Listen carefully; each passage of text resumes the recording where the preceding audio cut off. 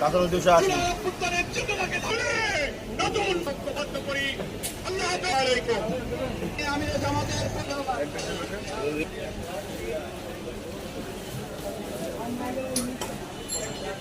বাজারে পটল হচ্ছে 70 টাকা কেজি, আর ভিন্ডি হচ্ছে 70 টাকা কেজি, উস্তা 80 টাকা কেজি, ভেন্ডি আছে ভেন্ডি 70 টাকা কেজি, ঝিঙ্গা আছে ঝিঙ্গা 80 টাকা, লেবু 20 টাকা আনি, বেগুন 80 টাকা, লাল বেগুন 120 টাকা, সাদা বেগুন 100 টাকা,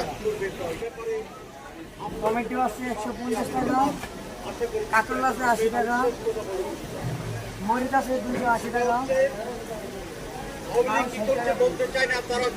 গাজর 80 টাকা। কালকের চেয়ে আজকের দাম বেশি না গতকালকে বেশি ছিল? আজকে আর গতকালকে সেম টু সেম, খালি অল্প কিছু দাম বাড়ছে। 40 টাকা কেজি।